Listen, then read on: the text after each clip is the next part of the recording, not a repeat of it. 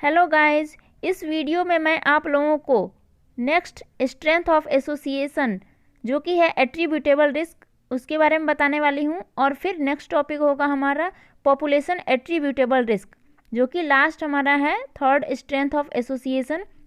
तो इन दोनों के बारे में हम इस वीडियो में डिटेल में बात करेंगे। तो इससे पहले मैं आप लोगों को बता दूं कि अगर आपने अभी तक मेरा चैनल सब्सक्राइब नहीं किया है तो आप प्लीज़ मेरे चैनल को सब्सक्राइब करें और बेल आइकन पर क्लिक करें ताकि मेरी वीडियो की नोटिफिकेशन आप तक सबसे पहले पहुंच जाए। और अगर आपको मेरे नोट्स से रिलेटेड वीडियो के नोट्स चाहिए तो आप इस वीडियो के डिस्क्रिप्शन बॉक्स में जाके देख सकते हैं, वहाँ पे मैंने लिंक दिया है अपने टेलीग्राम ग्रुप का, तो आप उसमें ज्वाइन कर सकते हैं। ओके, अब आइए देखते हैं एट्रीब्यूटेबल रिस्क। तो इसमें भी पहले हम शुरू करते हैं फार्मूला से ही, फिर देखेंगे कैलकुलेशन और इसकी इंटरप्रिटेशन। तो फार्मूला ऑफ एट्रीब्यूटेबल रिस्क ये क्या है? तो incidence in exposed minus incidence in non exposed divided by incidence in exposed into 100। तो फिर इसमें भी हम क्या करते हैं, पुराना वाला ही स्मोकिंग और लंग कैंसर का जो वैल्यू था वही हम पुट करते हैं। ओके, तो इंसिडेंस इन एक्सपोज उसमें कितना था, तो 80/100 था, minus incidence in non expose में कितना था, 100 में से 10 लोगों को लंग कैंसर हुआ था तो उसको लिख देते हैं, divided by incidence in expose, तो फिर डिवाइडेड बाय 80/100 ओके इनटू 100। तो ये हमने वैल्यूज़ पुट कर दिए, तो हमारा जो कैलकुलेशन आएगा वो आएगा 88%। ठीक है, तो इसकी इंटरप्रिटेशन क्या होगी? तो in a cohort study attributable risk between smoking and lung cancer is 88%। Okay, अब इसका मतलब क्या होता है? इसका मतलब होता है कि if 88% of the lung cancer can be attributed to smoking, इसका मतलब है कि 88% जो लंग कैंसर है वो स्मोकिंग के कारण होता है। अब देखते हैं हम पॉपुलेशन एट्रीब्यूटेबल रिस्क। तो इसका क्या फार्मूला है? इसका फार्मूला है incidence in total minus incidence in non expose divided by incidence total into 100। तो इंसिडेंस इन टोटल, तो हमने टोटल क्या लिया था, दो ग्रुप लिया था ना, एक एक्सपोज ग्रुप और दूसरा नॉन एक्सपोज ग्रुप, दोनों में 100 लिए थे लोगों को। तो ये टोटल हमारा कितना हो गया, 200 पीपल हो गया। और 200 पीपल में टोटल कितना इंसिडेंस हुआ था, तो जो स्मोकिंग कर रहे थे उसमें 80 था और जो नॉन स्मोकर थे उसमें 10 था, तो टोटल हमारा हो गया 90/200। ओके, अब इंसिडेंस इन नॉन एक्सपोज को माइनस करना है उसमें से, तो minus incidence in non expose कितना था, 10/100, फिर divided by total incidence total, तो ये हो गया 90/200 इंटू 100। तो इसका जो हमारा कैलकुलेशन आएगा ये अप्रॉक्सीमेटली 77% आएगा। ओके, तो अब इसकी इंटरप्रिटेशन देखते हैं कि क्या होगी। इफ़ यू मॉडिफाई और eliminate the risk factor from the population then how much will be the annual reduction of disease और incidence in the population every year. ठीक है, तो इसका मतलब होता है कि यदि आप रिस्क फैक्टर को मॉडिफाई या एलिमिनेट कर दो तो हर साल जो न्यू केसेस या इंसिडेंट्स होते हैं उसमें कितनी परसेंटेज की कमी आएगी, उसी को हम पॉपुलेशन एट्रीब्यूटेबल रिस्क कहते हैं।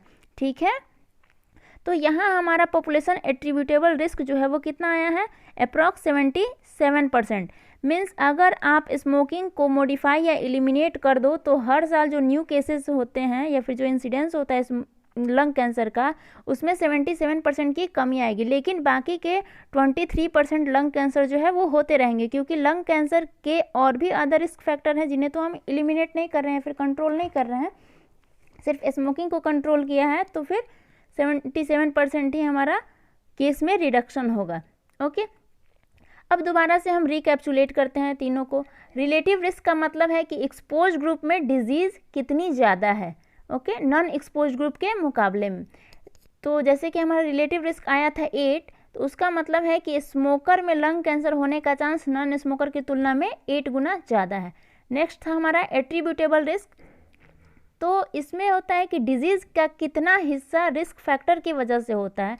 तो इसमें हमारे स्टडी में कितना आया था, 88% lung cancer is due to smoking, 88% lung cancer जो है वो स्मोकिंग की वजह से होता है। ठीक है, तो ये हो गया हमारा एट्रीब्यूटेबल रिस्क। अब देखते हैं पॉपुलेशन एट्रीब्यूटेबल रिस्क क्या था। तो जो कि आया था हमारा 77%। इसका मतलब था कि अगर if you modify or eliminate the risk factor, there will be 77% reduction in annual incidence of lung cancer. ठीक है, मीन्स अगर आप स्मोकिंग को एलिमिनेट कर दो या फिर मॉडिफाई करो तो जो लंग कैंसर के केसेस आते हैं उसमें से 77% का रिडक्शन हो जाएगा हर साल. अब देखते हैं इन स्ट्रेंथ ऑफ एसोसिएशन की क्या एप्लीकेशन है हमारे पब्लिक हेल्थ में और क्लिनिकल प्रैक्टिस में. ओके, तो उससे पहले हम एक क्वेश्चन को सॉल्व कर लेते हैं.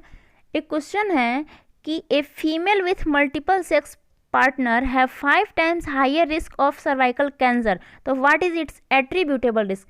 मीन्स एक फीमेल है जिसके मल्टीपल सेक्स पार्टनर हैं, उसमें 5 times हायर रिस्क है. तो किसकी तुलना में, जिसके सिंगल सेक्स पार्टनर है या फिर सेक्स पार्टनर नहीं है, उसके रिस्पेक्ट में इसमें 5 times ज़्यादा हाई रिस्क है सर्वाइकल कैंसर का. तो इसका हमें एट्रीब्यूटेबल रिस्क निकालना है. तो हमें तो नहीं दिया है ना कि female with no sex partner और सिंगल सेक्स पार्टनर ये कितने केसेस हैं. ठीक है, कितने हैं जिनको सर्वाइकल कैंसर. तो इसको हम क्या मानेंगे, x मान लेंगे. और female with multiple sex partner यहाँ पे 5 times है तो 5x मान लिया. तो एट्रीब्यूटेबल रिस्क का फॉर्मूला क्या होता है, incidence in exposed minus incidence in non exposed by incidence in non exposed. तो इंसिडेंस इन एक्सपोज कितना है 5x और minus incidence in non expose कितना हो गया x divided by incidence in non expose. तो फिर से हमने 5x से डिवाइड कर दिया और इंटू 100. ठीक है, तो 5x माइनस x कितना हो जाएगा 4x बाई 5x इंटू 100. तो यहाँ से x कट जाएगा और ये हमारा कितना आ जाएगा 80%. ओके, तो यहाँ जो एट्रीब्यूटेबल रिस्क हुआ वो कितना हुआ 80% हुआ. तो अब मुझे लगता है कि आप इस टाइप के जो भी क्वेश्चन आएंगे अगर एग्जाम में तो उसे आप सॉल्व कर लोगे. तो अब हम आते हैं, देखते हैं कि जो स्ट्रेंथ ऑफ एसोसिएशन है उसकी क्या एप्लीकेशन हमारे पब्लिक हेल्थ और क्लिनिकल प्रैक्टिस में. सपोज आप एक क्लिनिशियन हो और आप अपनी ओपीडी में हो, तो आपके पास एक पेशेंट आता है और आप उससे पूछते हो कि क्या आप स्मोकर हो और वो कहता है कि येस. तो इन तीनों में से आप कौन सी स्ट्रेंथ ऑफ एसोसिएशन उसे समझाओगे, रिलेटिव रिस्क समझाओगे या फिर एट्रीब्यूटेबल रिस्क या फिर पॉपुलेशन एट्रीब्यूटेबल रिस्क. तो वो होगा रिलेटिव रिस्क, क्योंकि यह समझाना उसे आसान होगा. सपोज आप उसे समझाओगे कि अगर मैं नॉन स्मोकर हूँ और अगर आप स्मोकर हो तो आपको जो लंग कैंसर होने का चांस है वो मेरे तुलना में 8 गुना ज़्यादा है. तो ये चीज़ें उसे आसानी से समझ में आएगी. तो जो most important strength of association है क्लिनिशियन के लिए, जो वो अपने ओपीडी में सबसे ज़्यादा यूज़ करता है, वो है रिलेटिव रिस्क.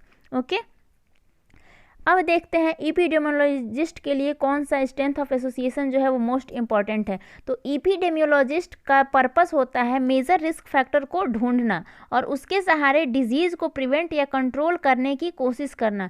तो एपिडेमियोलॉजिस्ट के लिए सबसे इम्पॉर्टेंट होगा एट्रीब्यूटेबल रिस्क, क्योंकि जैसे अभी आया था एट्रीब्यूटेबल रिस्क, हमारा पिछला जो कैलकुलेशन था उसमें आया था एट्रीब्यूटेबल रिस्क 88%. तो एपिडेमियोलॉजिस्ट का क्या रिजल्ट सोचेगा कि 100 में से 88 केसेस लंग कैंसर के जो हैं वो स्मोकिंग के वजह से होते हैं. तो मुझे स्मोकिंग को कंट्रोल करना होगा, तभी हम इस डिजीज़ को कंट्रोल कर सकते हैं. ठीक है, तो अब थर्ड बचता है पब्लिक हेल्थ प्रोग्राम मैनेजर. तो इसका काम होता है कि डिसाइड करना कि हेल्थ प्रोग्राम को स्टार्ट किया जाए या नहीं किया जाए. फिर से एग्जांपल से देखते हैं. अगर सपोज आपने स्मोकिंग लंग कैंसर पर कोहॉर्ट स्टडी की और आपका पॉपुलेशन एट्रीब्यूटेबल रिस्क अगर सपोज 6% आया, कितना आया 6%, तो क्या आप इसमें एंटी स्मोकिंग प्रोग्राम स्टार्ट करना चाहोगे? नहीं, क्योंकि यहाँ अगर आप एंटी स्मोकिंग प्रोग्राम स्टार्ट करोगे तो ओनली 6% ही इंसिडेंस कम होगा, क्योंकि हमारा पॉपुलेशन एट्रीब्यूटेबल रिस्क तो 6% ही आया है. और यही अगर पॉपुलेशन एट्रीब्यूटेबल रिस्क अगर आता है 86%, तो क्या यहाँ आप जो एंटी स्मोकिंग प्रोग्राम है वो स्टार्ट करना चाहोगे? तो हाँ, करना चाहेंगे, क्योंकि इससे क्या होगा कि आप 86% न्यू केसेस को कम कर पाओगे. और ये डिसीजन लेनी होती है एक पब्लिक हेल्थ प्रोग्राम मैनेजर को. इसीलिए पब्लिक हेल्थ प्रोग्राम मैनेजर के लिए सबसे इम्पॉर्टेंट जो स्ट्रेंथ ऑफ एसोसिएशन होता है वो होता है पॉपुलेशन एट्रीब्यूटेबल रिस्क. अब आते हैं कि कोहॉर्ट स्टडी को किन किन अलग नामों से जाना जाता है। तो सबसे पहले तो कोहॉर्ट स्टडी में हम क्या करते हैं, अभी सपोज 2022 से लिया, इस टाइम में मैंने कुछ लोगों को 100 केसेस लिए और उस पर स्टडी किया और रिजल्ट हम जाके देखते हैं 2037। तो ये हमने अभी से स्टार्ट किया और आगे की तरफ गए, तो इसको क्या बोलते हैं, इसलिए इसको फॉरवर्ड लुकिंग स्टडी कहते हैं। दूसरा प्रोस्पेक्टिव स्टडी, तो प्रोस्पेक्टिव का मतलब ही होता है फॉरवर्ड, तो प्रोस्पेक्टिव स्टडी भी इसका दूसरा नाम है। थर्ड है cause to effect study, means अभी 2022 में हमने लिया कि कितने लोगों ने स्मोकिंग मतलब करना स्टार्ट किया है और उसका रिजल्ट देखते हैं। तो कॉज हो गया हमारा स्मोकिंग और उससे इफेक्ट में जाएंगे कि कितने लोगों को उससे लंग कैंसर हुआ। रिस्क फैक्टर, स्मोकिंग एक रिस्क फैक्टर है और डिजीज़ जो है लंग कैंसर है वो डिजीज़ है। तो फिर यहाँ पे भी हम बोल सकते हैं कोहॉर्ट स्टडी को कि risk factor to disease study. Next है एक्सपोजर टू आउटकम, तो यहाँ पे स्मोकिंग का जो एक्सपोजर हुआ उससे आउटकम जो रिजल्ट आया वो क्या हुआ, लंग कैंसर, तो इसलिए इसको एक्सपोजर टू आउटकम स्टडी भी कहते हैं। नेक्स्ट है फॉलो अप स्टडी, इसको फॉलो अप स्टडी क्यों कहते हैं, क्योंकि इसमें जो एपिडेमियोलॉजिस्ट जो होते हैं तो वो क्या करते हैं कि अभी सपोज जो 100 केसेस लेंगे तो उसमें वो सारे नोट करेंगे कि अभी इतने लोग जो हैं वो स्मोकिंग करना स्टार्ट किया है इन लोगों ने, और उसमें चेक करेंगे सपोज 10 ईयर के बाद, क्योंकि इसका इंक्यूबेशन पीरियड काफ़ी लंबा होता है, तो 10 ईयर के बाद वो जाएंगे सबके पास और सबसे पूछेंगे कि इनमें से आप में से कितने को लंग कैंसर हुआ है, या फिर उनका टेस्ट कराएंगे कि कितने को उनमें से लंग कैंसर हुआ है। फिर उसमें से कुछ ही लोगों को मिलेगा, सारे लोगों को तो एक साथ लंग कैंसर नहीं हो सकता है ना, कुछ लोगों को लंग कैंसर मिलेगा और कुछ लोगों को नहीं मिलेगा। फिर उसको नोट करेंगे, फिर नेक्स्ट ईयर जाएंगे, फिर से पता करेंगे कितने को हुआ, इस तरह से वो 2 साल 3 साल 4 साल करते हैं। तो इसलिए इसमें बार बार फॉलो अप करना होता है, इसलिए इसको फॉलो अप स्टडी बोलते हैं। और बार बार फॉलो अप करने में क्या होता है कि हर साल कुछ नए केसेस मिलते हैं, और जो नए केसेस होते हैं उनको हम इंसिडेंस कहते हैं, इसलिए इसको इंसिडेंस स्टडी भी कहा जाता है। ठीक है, अगर आपको मेरी वीडियो पसंद आई हो तो आप प्लीज़ मेरे चैनल को सब्सक्राइब करें, मेरे वीडियोज़ को लाइक करें, शेयर करें जितना हो सके, और कोई भी क्वेश्चन हो तो आप कमेंट सेक्शन में प्लीज़ मेंशन करें। ओके।